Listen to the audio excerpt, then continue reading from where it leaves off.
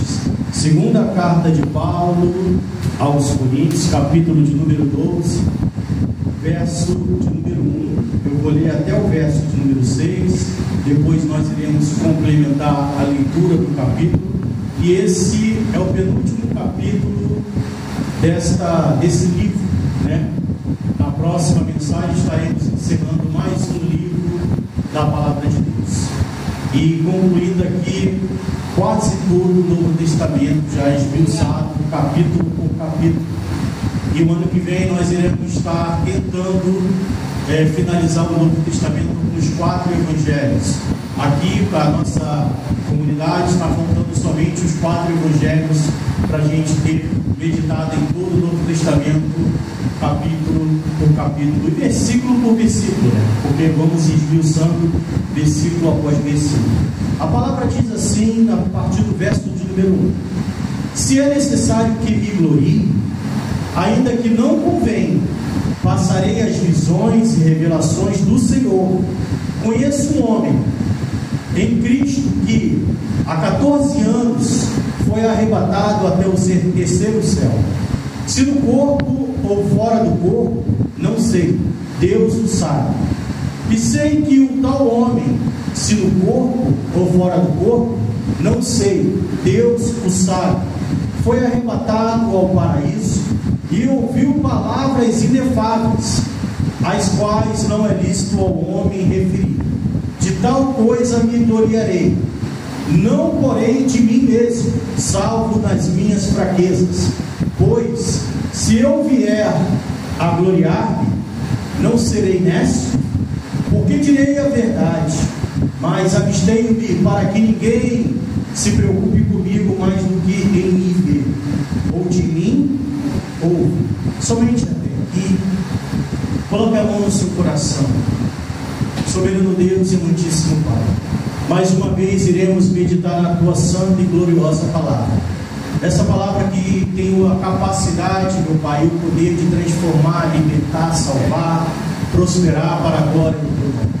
Que ela possa, meu Deus, alcançar um lugar nas nossas vidas, para que isso venha alcançar, meu Pai, cada vida aqui que esteja ouvindo essa mensagem, ou cada pessoa que também possa ouvir essa mensagem, para a glória do teu santo nome. Amém. Povo de Deus, nós estamos meditando na carta que Paulo escreveu à igreja de Corinto, e vimos que ele escreveu a essa igreja 2 cartas. Ele escreveu a primeira carta com um intuito doutrinário, ela escreveu essa carta com uma intenção, ele escreveu essa carta com a intenção de organizar a igreja. E essa primeira carta ele ficou preocupado, ele ficou aflito ao ponto de ele não conseguir nem me pregar nos lugares que ele chegou, de tão abalado emocionalmente que ele tinha ficado. Ele estava esperando uma resposta, um retorno, ele estava esperando Tito trazer a mensagem, trazer ali a resposta, como que a igreja de Corinto recebeu a primeira carta. Porque na primeira carta ele vem trazendo uma repreensão, ele vem falando sobre comportamento cristão, o que devemos fazer e o que não devemos fazer. Aquele que tem a pretensão de se tornar um discípulo de Cristo, ele tem por obrigação seguir os ensinamentos do seu mestre, o ensinamento do Senhor. E Paulo estava justamente trazendo esta visão para a igreja, porque chegou ao seu conhecimento que a igreja estava vivendo em discórdias, brigas, discussões, contendas, imoralidade sexual, ao ponto de chegar a escandalizar de tal maneira que não havia nem fora da igreja. E Paulo escreve uma carta trazendo uma repreensão, exortando o povo para que viesse novamente para o caminho da santidade, andar em retidão. E Paulo ficou muito preocupado como seria a recepção da igreja a essa carta que ele escreveu. Só que na segunda carta, o teor da carta é totalmente diferente. A segunda carta de Paulo aos Coríntios, ele fala pouco sobre doutrina, mas ele fala muito sobre si mesmo. E por que ele faz isso? Porque depois que ele saiu de Corinto, penetrou no meio da igreja, isso ele já tinha anunciado, e o próprio Senhor Jesus já tinha anunciado, que dentro da igreja iriam penetrar lobos vestidos de ovelhas, pessoas que iriam se inserir no rebanho, e alguns ocupando até cargo de liderança, que iriam corromper a igreja de Cristo e a doutrina cristã. E Paulo, com esta preocupação, ele começa a anunciar que ele é um pregador da verdade, que aquilo que eles estão falando sobre si mesmos, ou seja, os falsos pregadores e falsos profetas que tinham o intuito de passar uma imagem de aprovação, de engrandecimento, eles estavam corrompendo a igreja. E Paulo estava querendo dizer: olha, eu não faço isso, porque na verdade o homem de Deus ele tem que ser humilde. O homem de Deus ele não pode usar de vanglória. E quanto mais o homem tem um patamar elevado espiritual, mais humilde ele é. Só que Paulo chega agora ao ponto, a partir do capítulo 9, de ter que colocar verdadeiramente para fora todas as suas qualificações, externar todas as experiências que ele teve espiritualmente falando, para que o povo comprovasse que verdadeiramente ele era um homem de Deus. E Paulo se vê fazendo algo que é insensato, que é uma tolice, porque verdadeiramente o homem não é nada. E Paulo tinha vamos dizer, esse pensamento já bem formado dentro de si. Quando ele se expõe ao ponto de se exaltar, não é que ele queria fazer isso, mas era para mostrar para a igreja que eles não estavam lidando com qualquer um, que eles não estavam falando com qualquer homem, mas com um homem que teve experiências profundas com Deus, e que eles tiveram o privilégio de ser liderado por esse homem. Então Paulo está falando: vocês hoje estão me jogando de lado, vocês estão se esquecendo de mim, mas só que eu sou verdadeiramente um apóstolo de Cristo. Eu sou aquele que dirigiu a igreja, eu sou aquele que estive no meio de vocês, e eu me esforcei ao máximo para passar aquilo que Deus colocou no meu coração. E ele começa a falar agora de experiências profundas que ele teve. E eu me lembro muito, por exemplo, de Moisés.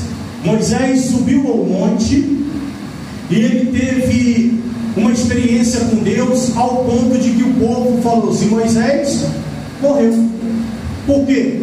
Porque ele subiu ao monte e ficou 40 dias e 40 noites. Não levou suprimentos, não levou comida, não levou nada. Todo mundo chegou à conclusão, todos chegaram à conclusão que, humanamente falando, é impossível uma pessoa sobreviver. Só que a palavra relata que Moisés ele foi ter um gabinete com quem? Com Deus. Moisés chegou lá no gabinete do Senhor, abriu a porta, o Senhor falou: pode sentar, Moisés, vamos bater um papo aqui, 40 dias conversando. É uma experiência que poucos homens que pisaram na face da terra vão ter. Poucas pessoas tiveram essa experiência e vão ter essa experiência. De bilhões de seres humanos que pisaram na face da terra, pouquíssimos vão ter essa experiência. Ao ponto de o próprio Deus chegar para Miriam e Arão, quando questionaram a liderança de Moisés, se ele verdadeiramente era um homem guiado por Deus ou não, e o próprio Deus fala: com vocês eu falo talvez em sonhos, em revelações, aí eu dou ali uma pistazinha, mas com Moisés não. Com Moisés eu falo face a face. Com Moisés é outro patamar, é outro nível. E o próprio Moisés passou por essa, vamos dizer, humilhação, ao ponto de ser questionado. E Paulo estava passando pela mesma situação. E Paulo falou assim: só para vocês terem ideia, eu fui arrebatado até o paraíso. E eu tive uma experiência tão profunda com Deus, ao ponto de eu nem mencionar o que eu passei lá. Que é proibido ao homem, que na verdade ele estava se referindo a si mesmo, mas pela essa questão de humildade, ele fala: eu conheci um homem, mas na verdade era ele mesmo. Ele falou: eu tive uma experiência tão profunda, que eu tive com Deus face a face, eu tive revelações e experiências profundas, maravilhosas. Então, o que eu tenho de experiência com Deus, dificilmente poucos homens na face da terra vão ter. E Paulo justamente está querendo autentificar o seu apostolado, dizer que ele verdadeiramente é um homem de Deus, justamente com essas explicações. Só para você ter uma ideia de quanto que Paulo é usado, o Novo Testamento Paulo foi usado por Deus para escrever a metade. 13 livros com certeza foram escritos por Paulo, e tem um que tem dúvida se foi ele ou não, mas metade do Novo Testamento foi inspiração de Deus para que ele escrevesse. Se hoje nós estamos lendo essa carta aqui, porque foi através da vida de Paulo que Deus permitiu que nós tivéssemos essa orientação. Hoje quem é cristão e tem a Bíblia na mão, e o que é cristão principalmente, eles dão ênfase ao Novo Testamento, que vem relatando os acontecimentos de Cristo. Metade do que se refere ao Senhor foi usado a vida de Paulo para chegar ao nosso conhecimento. Então, para você ver a grandiosidade desse homem no ministério, a grandeza que ele foi usado para que ele viesse ser um instrumento de abençoar milhares de almas. O escrito de Paulo até hoje é lido em todo mundo. Quantas milhões e bilhões de pessoas, até o dia que ele escreveu, até hoje, já leram essa carta e já releram. Para você ter uma ideia de quem nós estamos falando. E a igreja que tinha esse homem à sua disposição para ensinar, para passar a direção, ele estava sendo desprezado, ele estava sendo colocado em dúvida. E Paulo ele começa a anunciar ali algumas qualificações pessoais. Nós vimos que no capítulo passado ele fala assim: quando eu estive no meio de vocês, eu nunca tive um centavo, eu não fui pesado a ninguém, eu trabalhei para que eu viesse me sustentar e os demais irmãos, e vocês são devorados, vocês são esbofeteados, vocês são humilhados por esses que estão aí, e vocês ainda ficam bajulando. Enquanto quando eu estava no meio de vocês, ensinando de graça, orando por vocês, intercedendo, de casa em casa no templo, eu fazendo a obra, me dedicando, gastando a minha vida, sem ter retorno humano nenhum. O meu retorno espiritual, eu agora estou sendo jogado de lado. Enquanto que os falsos, vocês estão carregando no colo. E Paulo começa a externar essa indignação. Ele começa a colocar para fora justamente esse sentimento, com o intuito de abrir os olhos da igreja. Ele não está falando nada pessoal, porque humanamente falando era muito mais fácil o apóstolo Paulo virar as costas e falar assim: é isso que vocês querem? Então tchau, fica com isso, pronto e pronto. Mas só que a preocupação com a igreja, a preocupação com a obra de Deus consumia a vida de Paulo. Ele ficava aflito, porque ele via que o que estava em jogo não era somente um número de membros, mas eram almas que poderiam perder a caminhada e serem jogados no inferno. E Paulo ele fica preocupado e ele tem a pretensão de se defender. Ele anuncia que ele teve experiências profundas com Deus. Ele fala que ele abriu mão da sua vida, que ele tinha uma vida regalada, uma vida tranquila, porque ele era um camarada que ele tinha uma origem, que tinha um certo poder financeiro, porque a melhor faculdade que tinha no seu tempo ele estudou. Ele estudou com o Rabino Gamaliel, que não era qualquer um que tinha essa oportunidade, somente aqueles que tinham condições financeiras. Ele abriu mão de tudo isso, jogou isso de lado para viver de uma forma humilde para servir a Deus. E Paulo ele fala para o povo, fala assim: olha, eu tenho como comprovar que eu sou homem de Deus pelo fato de eu ter largado tudo, meus sonhos, as minhas vontades, os meus prazeres, para servir a vocês. E isso de graça, sem cobrar nada. Eu tive experiências profundas com Deus que poucos homens tiveram na face da terra. Ele começa a sentir a necessidade de se defender. Ele começa a sentir o desejo de anunciar para aquele povo que eles não estavam falando com qualquer homem que tinha interesse pessoal, mas com alguém que foi enviado por Deus para que viesse dirigir e orientar aquelas vidas. E Paulo ele era um camarada que ele tinha a preocupação não consigo mesmo, mas com o povo, que é diferente de alguém que não é um líder de verdade, que não é um homem de Deus. O homem de Deus ele não está preocupado com o povo, ele está preocupado consigo mesmo. Enquanto que Paulo ele fala assim: olha, a minha vida para mim eu não considero preciosa em nada, porque para mim morrer é lucro. Ele fala para mim, eu não estou preocupado se eu vou estar bem amanhã ou não. A minha preocupação é que vocês venham ser edificados e fortalecidos. E quando ele é desprezado, quando ele é jogado de lado, isso começa a corromper o emocional de Paulo. Ele começa a ficar revoltado, ele fica de uma forma que ele não consegue se controlar. O que ele começa a fazer agora, ele diz até com a insensatez, porque ele sabe que o homem não pode se vangloriar. Mas chega ao ponto de ele falar, não, vocês querem saber o meu currículo? Quer saber o que eu já passei? Eu passei por isso, isso, isso. Esses que estão aí, que vocês estão dizendo que são verdadeiros apóstolos, já passaram por isso. É o que Paulo está querendo dizer. Eu estou mostrando aqui agora tudo que eu passei, todas as minhas experiências.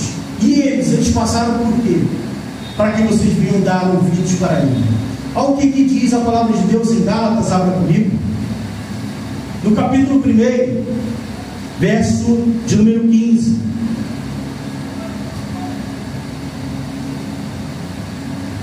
Gálatas 1, 15. Quando, porém, ao que me separou antes de eu nascer, e me chamou pela sua graça, aprouve revelar seu Filho em mim, para que eu pregasse entre os gentios, sem minha intenção, não consultei carne e sangue, nem subi a Jerusalém para os que já eram apóstolos antes de mim, mas parti para as regiões da Arábia e voltei outra vez para Damasco. Decorridos 3 anos, então subi a Jerusalém para me avistar-me com Cefas e permaneci com ele 15 dias. Olha aqui que Paulo está falando aqui, que interessante. Ele falou assim: quando aquele que me chamou antes de eu nascer e me alistou para pregar aos gentios, me comissionou para levar a palavra de Deus até vocês, eu tive uma experiência profunda. Eu fiquei 3 anos na Arábia. Paulo não foi pregar. Muita gente pensa que Paulo teve ali aquele encontro com Deus, que ele ficou cego, depois Ananias orou e ele voltou e recuperou a sua visão, que ele começou o seu ministério. Ele não fez isso.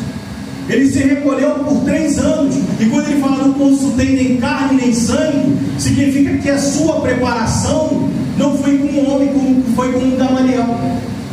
Ele teve uma experiência com quem? Com o próprio Deus. 3 anos.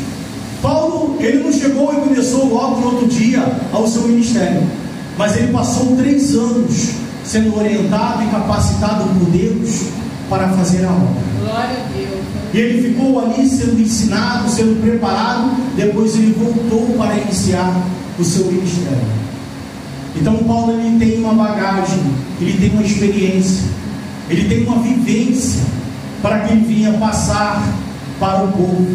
O povo não estava lidando com qualquer camarada, mas com alguém que foi chamado e separado por Deus para aquela missão. Ele fala que eu fui pregar aos gentios. Por quê? Porque os próprios apóstolos, Pedro, Tiago, João, eles tinham uma resistência em pregar para outros que não fossem judeus. E Paulo foi justamente comissionado e chamado para levar a palavra de Deus a essas pessoas que iriam ficar sem oportunidade. E quando Paulo abre as portas da graça, que eles conhecem o evangelho da salvação de Cristo, eles começam a jogar Paulo para escanteio e começam a dar ouvidos para homens que estavam ali somente interessados em enganar. E isso começa a colocar todo o trabalho que Paulo teve em jogo. Ele começa a ficar preocupado com aquela igreja. Vamos voltar para 2 Coríntios, capítulo 12, verso de número 7. E para que não me ensoberbesse com a grandeza das revelações, foi-me posto um espinho na carne, mensageiro de Satanás, para me esbofetear, a fim de que não me exalte por causa disto. 3 vezes pedi ao Senhor que o afastasse de mim. Então ele me disse: a minha graça te basta, porque o poder se aperfeiçoa na fraqueza. De boa vontade, pois, me gloriarei nas fraquezas, para que sobre mim repouse o poder de Cristo. Pelo que sinto prazer nas fraquezas, nas injúrias, nas necessidades, nas perseguições, nas angústias, por amor de Cristo. Porque quando sou fraco, então é que sou forte. Esse texto aqui, ele é motivo de muita discussão e divergência, porque todo mundo quer saber o que é o quê? O espinho na carne. Paulo não revela qual é o problema, mas ele fala: eu tenho um espinho na carne, e pedi 3 vezes a Deus para que ele tirasse esse espinho. E a resposta de Deus foi que: Paulo, a minha graça te basta, eu não vou tirar o espinho. E ele fala assim: quando eu sou fraco, aí que eu sou forte, e eu tenho prazer na minha fraqueza. O que eu entendo com isso aqui? Há divergências mútuas. Muitos dizem que o apóstolo Paulo tinha uma doença e que ele parecia ser contraditório. Imagina você doente orando por pessoas e serem curadas. Fala assim: por que as pessoas são curadas e eu continuo doente? Porque eu não recebo a bênção e outros recebem. Só que eu vejo de uma forma diferente. Porque Paulo, no final dessa estrofe, no final dessa parte, ele diz que tem aflições, perseguições e dificuldades. E eu entendo o seguinte: o reino de Deus é diferente do reino dos homens. No reino dos homens, o menor serve o maior. No reino dos homens, não tem os últimos serem primeiro. O último é o último. Não tem esse negócio do primeiro ser o último será o primeiro. Não. Mas no reino de Deus é diferente. No reino de Deus, não tem que você perde e você ganhou. Ou você ganha, ou você perde. E a palavra de Deus diz que aquele que quer ganhar a sua vida, perderá. E aquele que perde a sua vida pelo Senhor, salvá-la ou ganhá-la. O reino de Deus, ele é contraditório. Ele é o contrário. E aqui eu vou entrar no mérito que muitas das vezes você não percebeu ainda. Quando um artista, ele é muito bem sucedido, ele é um bom profissional, ele toca bem, ele tem dom, ele canta bem, embora ele possa ser traficante, bandido, ele pode ser um péssimo ser humano, arrogante, soberbo, bater na mãe dele, no pai dele, na avó dele, na filha dele, na mulher dele. Aonde ele vai, ele tem seguidores. Ele arrasta multidões.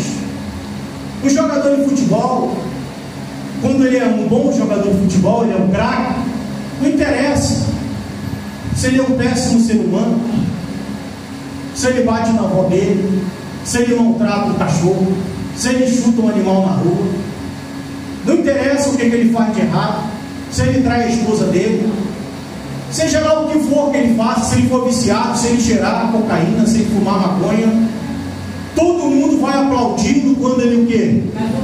Ele faz um gol. E além disso, o bolso cheio de dinheiro. Tanto o cantor, como o compositor, como o ator, quanto o cantor, qualquer jogador de futebol, todos eles, interessa se ele é o pior ser humano da face da terra, ele vai ser ovacionado. Hoje é muito comum, nos nossos dias, você ver bandidos fazendo sucesso na música, estrupadores fazendo sucesso no esporte. Ele pode ser até preso, mas quando ele solta, tem um público esperando ele. Ainda vai ter gente para defendê-lo. E por aí vai. Ou seja, a humanidade, a sociedade, embora ele não valha nada, ainda vai apoiá-lo. Ainda vai o quê? Aplaudir. E Paulo, ele começa a entrar numa contradição, porque ele pensa o contrário. Ele fala assim: eu ajudo pessoas. A palavra que eu levo é uma palavra de salvação que vai tirar a alma dessa pessoa do inferno. Eu me esforço, eu apanho, eu sou pisado, pisoteado, eu sou humilhado, eu sou preso, eu sou apedrejado, eu passo fome, eu passo nudez, eu passo sede, por amor dessas pessoas. Eles ainda estão fazendo o que comigo? Me desprezando. Eu ainda sou jogado o quê? De lado. Só que Paulo ainda não tinha entrado na visão do Senhor. Quem foi o melhor e maior ser humano que pisou na face da terra? Jesus Cristo. Foi o melhor. E antes de ser crucificado, você pensa que não foi aquela primeira vez ali que tentaram matá-lo, não. Antes de ser crucificado, ele tinha passado algumas experiências. E se ele não, ele tinha morrido. O Senhor Jesus deu já uns pilotes já, para não descer a lenha nele. E quando ele é colocado na frente do povo, estava todo o povo reunido, é como se fosse um show de entretenimento.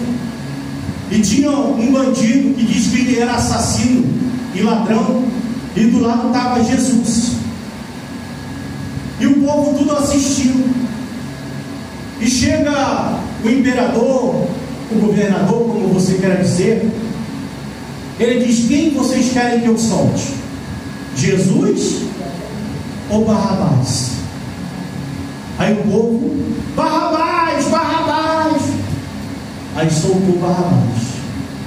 Aí o governador, algumas pessoas falam, o prefeito, Pôncio Pilatos, ele faz outra pergunta, a segunda pergunta: e o que vocês querem que eu faça a Jesus, o Nazareno? O povo não falou, bate nele, não falou não. Crucificam. E a palavra diz que todo o povo falou, crucificam. Olha só aonde nós estamos chegando. Então, o bandido, o ladrão, o assassino, ele foi solto. Enquanto o homem que é o amor em pessoa, ele está sendo condenado à crucificação. E consequentemente, à morte. E Pilatos, ele querendo que o povo ficasse constrangido, queria que o povo fosse comovido, ele falou: não, vou fazer o seguinte, eu vou dar uma surra nele e depois eu vou soltá-lo. Só que a surra, meu amigo, era uma surra de respeito. Não era uma surrazinha qualquer. Era um couro baiano. Pegaram, deram uma pizza, 40 açoites. Aí trouxeram Jesus todo arrebentado de novo, ensanguentado, dilacerado, faltando um pedaço de carne, todo moído. Aí, ao pensamento do prefeito, do governador: agora, quando o povo olhar ele nessa condição, aí vão ter pena. Não é possível. Foi agora, o que vocês querem que eu faça com ele? Crucificam. Não tem pena não. E aquele homem é levado para ser crucificado. E o homem de Deus que ele quer aplauso, o homem de Deus que ele quer vanglória, o homem de Deus que quer ser reconhecido pela humanidade, que ele quer multidão, que ele quer fama, que ele quer seguidores, ele tem que tomar cuidado. Porque o povo justamente ele não apoia quem é de Deus. O povo apoia aquele que não é de Deus. O Senhor Jesus já disse: é por isso que o mundo vos ama. É isso que ele falou? O mundo vos odeia. O mundo não ama aquele que é representante que é de Deus. E Paulo muitas das vezes deve ficar indignado. Ele falou: como é que pode?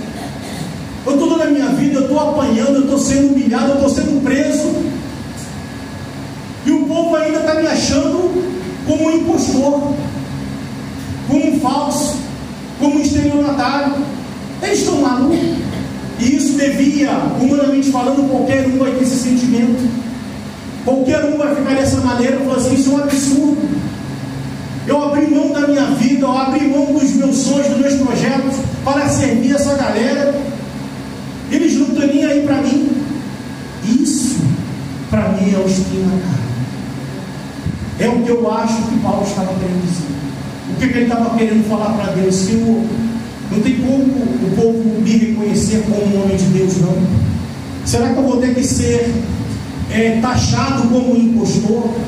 Eu vou passar a minha vida todinha sendo taxado como um homem comum, aí, um bandido qualquer? Será que eles não vão reconhecer o meu ministério? É o que o Senhor Jesus, é o que Paulo estava querendo falar para Jesus. Olha o desabafo que ele faz no final da sua carreira. Abra comigo em 2 Timóteo, capítulo 4, 2 Timóteo 4, verso 9.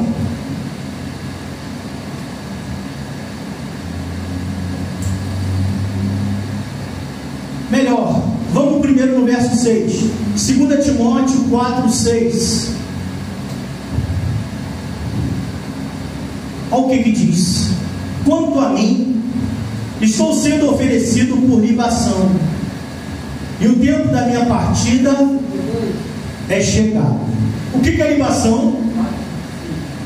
Alguém sabe o que é libação?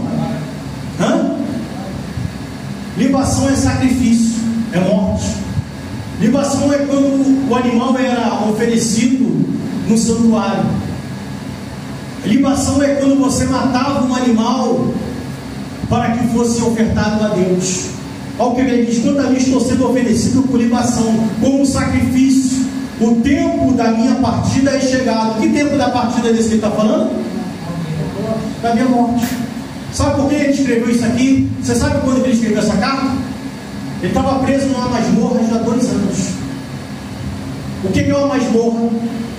Não tinha banho de sol, igual tem hoje, visita íntima, jogar futebol. Hoje tem até telefone, videogame, não tinha nada disso não. A masmorra era debaixo, visita íntima. A masmorra era no nível abaixo da terra, escuro, úmido. Muitos morriam antes do dia de ser martirizados de pneumonia. Aonde você deveria defecar e urinar naquele lugar, você não saía para fazer isso. O lugar insalubre, podre, como se fosse um esgoto, era o lugar que ele estava quando ele escreve essa carta. Ele fala: quando a mim já estou sendo oferecido por libação. Mas aos olhos humanos, um homem que termina o seu ministério dessa maneira, ele é um derrotado. Paulo, aos olhos daqueles homens da sociedade naquele tempo, falou: esse cara não é nada.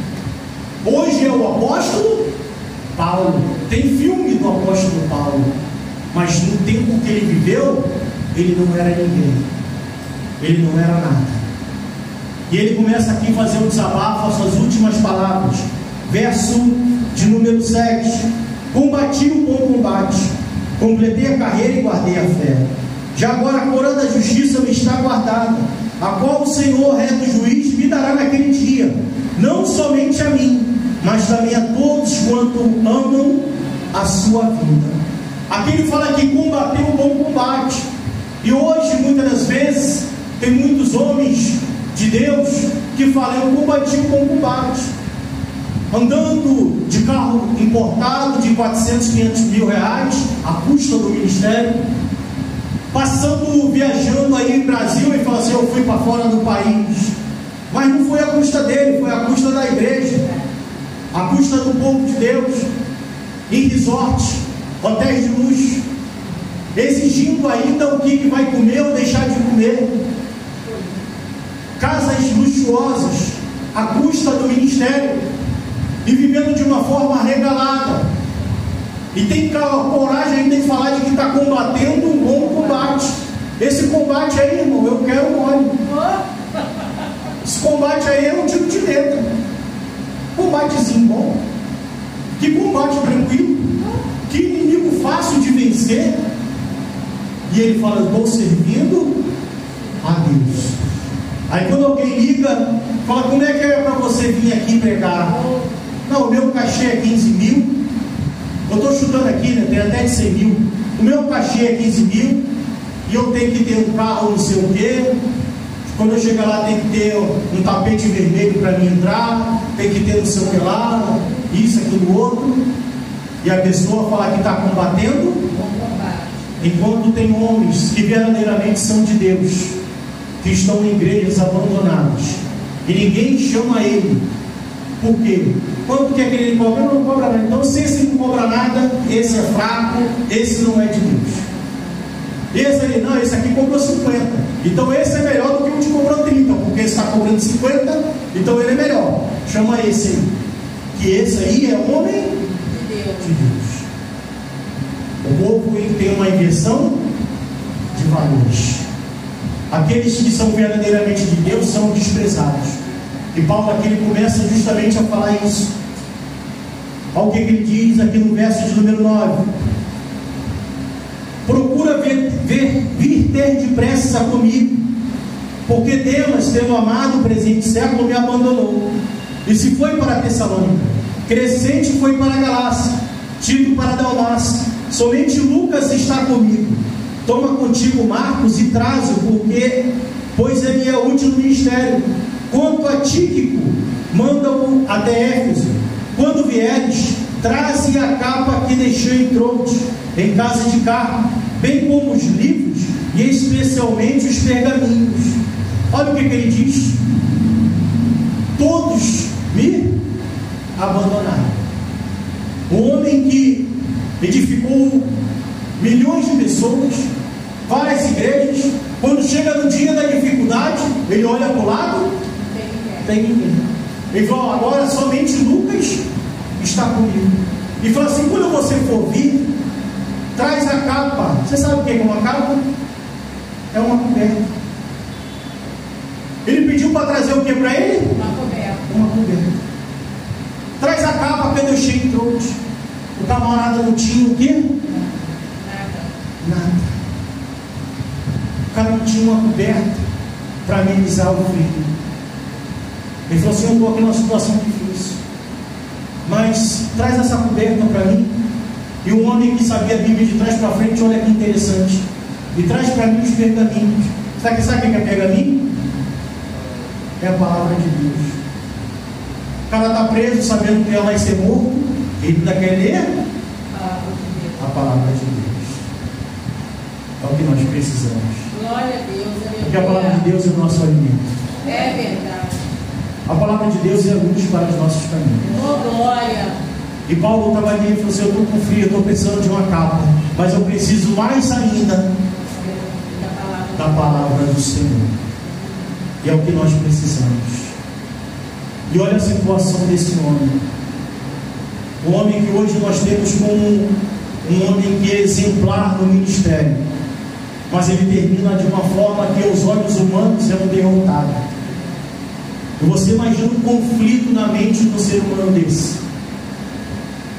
Você imagina como é que ele se sente.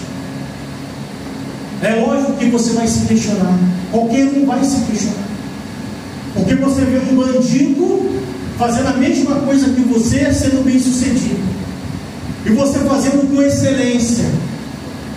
E sem interesse, sem nenhuma causa por trás que não seja o bem-estar de outras pessoas. E você sendo desprezado. Qualquer um vai falar assim: isso não estou entendendo por que isso está acontecendo. Por que está acontecendo isso? Era o sentimento que ele tinha. Vamos voltar para 2 Coríntios. Eu parei no verso de número 11, 10, né? Eu parei no 10, vou ler o 11 agora. Tenho me tornado insensato, a isto me constrangestes. Eu devia ter sido louvado por vós, porquanto em nada fui inferior a estes tais apóstolos, ainda que nada sou, pois as credenciais do apostolado foram apresentadas no meio de vós, com toda a persistência, por sinais, prodígios e poderes miraculosos, porque em que tendes vós sido inferiores às demais igrejas, senão neste fato de não vos ter sido pesado. Perdoai-me esta injustiça. Eis que pela terceira vez estou pronto a ir ter convosco, e não vos serei pesado, pois não vou atrás de vossos bens, mas procuro a vós outros. Não devem os filhos em muitas oravam para os pais, mas os pais para os filhos. Eu de boa vontade me gastarei, e ainda me deixarei gastar em prol da vossa alma. Se mais vos amo, serei menos amado. Pois seja assim, eu não vos fui pesado, porém sendo astuto, vos prendi com dolo. Porventura, vos explorei por intermédio de algum daqueles que vos enviei? Roguei a Tito e enviei com ele outro irmão. Porventura Tito vos explorou? Acaso não temos andado no mesmo espírito, não seguindo nas mesmas pisadas? Aqui eu acho que o contexto ele explica o espinho na carne. Aqui Paulo falou assim: o que eu tenho perdido para esses camaradas que estão aí, que vocês estão aplaudindo? Quando eu estive no meio de vós, vocês não testemunharam que verdadeiramente eu sou de Deus, com sinais, prodígios, maravilha, conhecimento, com vida. Eu não mostrei isso para vocês. O que eu perco para eles? E quando eu estive no meio de vocês, eu explorei vocês de alguma forma. E ele usa justamente o que é verdade. Você sempre vai ter que deixar alguma coisa para o teu filho, porque você nunca vai poder levar o quê? Nada. Vai ter que ficar para ele. Ele fala: por acaso é o filho que deixa herança para o pai? Não é o pai que deixa herança para o filho? O que ele quer dizer com isso? É eu que tenho que me desgastar e me dar o quê? Para vocês, e não vocês darem para mim. Porque lá a coisa estava o quê? Ao contrário. Paulo ele se desgastava ao ponto de se esforçar mais e mais. Ele ainda fala: eu vou voltar aí e vou fazer mais ainda. Isso é o homem de Deus, né? É verdade. Esse é o homem de Deus. Vou voltar aí e vou me sacrificar mais ainda, não tendo reconhecimento nenhum, mas eu vou fazer mais. E os que eu mandei até vocês, eles exploraram alguma vez vocês? Pediram algum bem material? Eu pedi algum bem material? Vocês me deram alguma coisa? Eu sobrevivi às custas da igreja? É o que ele está falando. Ele falou: não, nem eu e nem os que eu enviei. Ninguém se tornou pesado a vocês. E quando eu vou aí, vou me desgastar mais ainda. Eu vou me dedicar mais ainda a vocês. Glória a Deus. Porque no reino de Deus, como eu falei na mensagem passada, um maior serve o menor. Só que lá estava invertido. O menor estava servindo o maior. E muitas das vezes é assim. Pessoas que deveriam estar sendo alimento para o povo, eles estão consumindo a carne das ovelhas. Eles deveriam alimentar a ovelha, porque o trabalho do pastor, a palavra pastor está relacionada a pasto, que é alimento, é alimentar o rebanho. Só que eles estavam sugando as ovelhas e elas estavam morrendo secas. Espiritualmente falando, era um povo que estava ficando morto. E Paulo fala: quando eu fui até vocês, não foram vocês que se desgastaram por mim, não. Foi eu que me desgastei e doei a minha vida para vocês. Olha o que ele diz. Vamos ver novamente. Aqui no verso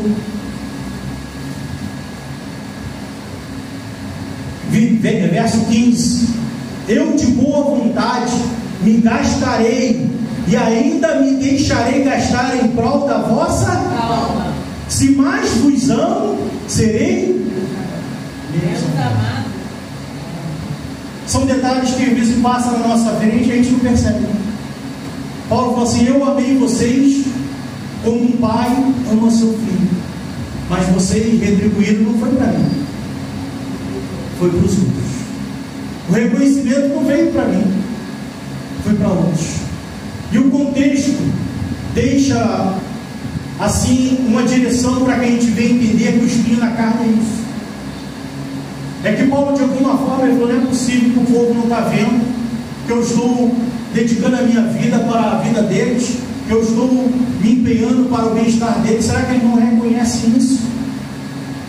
Só que você vai ver que desde o tempo que houve pregação do Evangelho, da Palavra de Deus, aconteceu até hoje. Muitas das vezes eu ficava me questionando. Eu falava: Senhor, pessoas que estão próximas de mim, que eu vejo que não dão testemunho, têm uma vida que não está no altar, pessoas que têm uma vida contrária ao ensinamento do Senhor, e elas estão na frente de trabalhos que estão lotados. Enquanto que eu vejo muitos homens de Deus que eu conheço, que se desgastam, que são sinceros e não são reconhecidos. Acontece até hoje, não mudou. E eu passei a me questionar justamente em relação a isso. E quando você mergulha na palavra de Deus, você vai compreendendo. Aí você vai entender que não é particularidade minha, mas foi com Jeremias, foi com Isaías, foi com Moisés, foi com Jesus, foi com todos. É o contrário. Se o camarada está sendo aplaudido e todo mundo, quando eu falo todo mundo, eu estou falando todos estão seguindo, é porque ele não está fazendo o que é correto. Quando você vê um pregador que tem 40 milhões de seguidores, e quando você vai ver quem são os seguidores, você começa a conhecer, talvez até uma pessoa que conviva contigo, pessoas que estão vivendo nas drogas, no alcoolismo, na idolatria, na feitiçaria, e segue esse camarada, você pode ter certeza que tem alguma coisa. Por que, pastor, você está ajudando? Porque ninguém vai suportar ouvir a palavra de Deus e vai continuar com a vida dessa maneira. Ou eu vou mudar de vida, ou eu não vou dar ouvidos. Deixa eu te explicar novamente. Alguém que prega a palavra genuína, os seus ouvintes, ou eles vão mudar de vida, ou eles vão deixar de seguir e ouvir. E quando você vê uma pessoa com a vida toda desregrada, seguindo um líder cristão, você pode ter certeza que os ensinamentos não são verdadeiros, que a palavra não é verdadeira. O Senhor Jesus chegou ao ponto de ele pregar uma mensagem, todo mundo foi embora, não ficou ninguém. Ele só ficou os 12. Falei, vocês também não querem ir embora, não? Porque os que foram embora falaram que era duro o discurso e foram embora. E Pedro fala, Senhor, para onde nós iremos, se só tu tens a palavra de vida eterna? E o que a palavra de vida eterna fala para você fazer? O que você tem que fazer para ter a vida eterna? Negar a si mesmo, abandonar o pecado. Pedro estava falando assim, Senhor, para onde nós iremos? Se só o Senhor tem a palavra que fala para a gente abandonar o pecado, se só o Senhor fala para a gente entrar pela porta estreita, que só o Senhor fala que a gente tem que negar a si mesmo, se o Senhor fala que temos que tomar a nossa cruz, é o que ele está falando. Porque não tem como você ser salvo se você não entrar pela porta estreita, se você não seguir o caminho apertado, se você não tomar a sua cruz, se você não negar a si mesmo, não tem como. Então qualquer mensagem que não fale isso não vai te conduzir ao objetivo do Evangelho, e você vai aceitar de bom grado. Mas o Evangelho, ou você abraça ele, ou você abandona. O homem não consegue ficar namorando com o Evangelho. Ou você toma uma atitude, ou você vai embora. E é isso que identificamos quando a palavra é de Deus. Voltando à última parte, verso 19. Há muito pensais que nós estamos desculpando convosco. Falamos em Cristo perante Deus, e tudo, ó amados, para a vossa edificação. Temo, pois, que, indo ter convosco, não vos encontre na forma em que vos quero, e que também vos me acheis diferente do que esperáveis, e que haja entre vós contendas, invejas, iras, porfias, detrações, intrigas, orgulhos e tumultos, receio que, indo outra vez, o meu Deus me humilhe no meio de vós, e eu venha a chorar com muito muitos que outrora pecaram e não se arrependeram da impureza, prostituição e lascívia que cometeram. Aqui Paulo encerra esse finalzinho. Ele falou assim: eu tenho receio de quando eu chegar aí, sabe como é que vai estar a igreja? Ele fala: impureza sexual, lascívia, tumulto, discórdia, briga, ódio, contenda. Porque isso tudo vai ser resultado da infiltração desses falsos profetas. Eu tenho receio de que isso venha acontecer. Quando eu chegar aí, eu acho que isso vai estar acontecendo. É isso que eu vou me encontrar. E quando eu chegar aí, eu vou chegar diferente. Porque agora eu vou ter que ser busco firme. É por isso que ele fala aqui no final. Eu falo: eu sei que eu vou ter que chorar, porque não vai ser fácil. Para que ele venha confrontar justamente todos aqueles ensinos que levaram o povo a se corromper. Então, meus irmãos, aprendam isso. Fazer a obra de Deus não traz reconhecimento humano. O homem que faz a obra procurando ser reconhecido pelos homens, ele está perdido. Para você ser reconhecido pelos homens, você tem que desagradar a Deus. Mas se você for agradar a Deus, você vai desagradar os homens. Pedro levou uma surra quando ele estava pregando. Está lá no livro de Atos, no começo do ministério, quando Pedro começa a pregar, leva uma surra e fala assim: agora tu vai sair daqui e não queremos mais que tu pregue esse Jesus. Aí Pedro responde: para mim importa mais agradar a Deus do que os homens. Glória a ti, Senhor. Eu vou continuar falando. Pode me bater, pode me prender, pode fazer o que for, mas eu vou continuar anunciando a palavra De Deus. Glória a ti. Isso aqui me traz um conforto. Por quê? Porque muitas das vezes a pessoa quer se avaliar pelo número de seguidores, número de curtidas, a igreja está cheia ou está vazia. Ela quer fazer uma avaliação dessa maneira. E Deus não aprova ninguém que está com a mão no arado pelo resultado, mas é pelo trabalho que você está fazendo. Amém. Porque o resultado não depende de mim. Moisés foi o melhor líder que existiu depois de Jesus. Ele saiu com a missão de fazer aquele povo entrar na terra prometida. Através da vida de Moisés não entrou ninguém. Entrou depois com Josué. Mas Moisés deixou, não foi culpa dele, mas todo o povo pereceu pelo deserto. A culpa foi de Moisés? Ele fez o seu trabalho com excelência. Se desgastou, abriu mão, ele estava lá com as suas ovelhinhas lá, tranquilo, com a sua esposa, com o seu sogro lá, trabalhando de boa. Teve que voltar, obedecer a voz de Deus, abriu mão da sua vida pessoal, se dedicou, se empenhou, se desgastou durante muito tempo, foi envelhecendo, fazendo o que era diante de Deus correto, e no final não conseguiu chegar ao destino. Mas eu tenho que entender que o que importa é fazer a vontade de Deus. Glória a ti. Meu irmão, minha irmã, preste atenção. Você quer servir a Deus? Eu quero. Então esqueça reconhecimento. O seu reconhecimento não vem dos homens. O seu reconhecimento vem de Deus. O apóstolo Paulo, se ele fosse esperar reconhecimento humano, ele estava perdido. Mas só que ele não tinha a sua esperança aqui nessa terra. A esperança dele estava nos céus.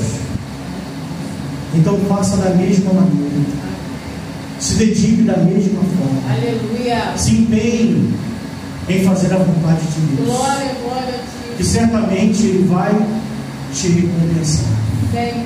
E nós vimos aqui, para encerrar, que Ele chega e fala: o tempo da minha partida está chegando.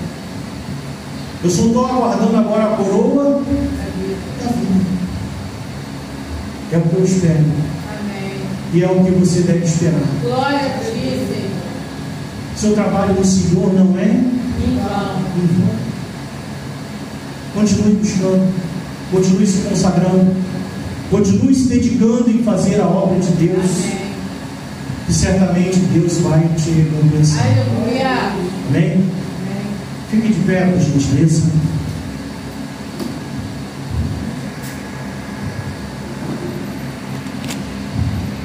Vamos orar agora nesse momento.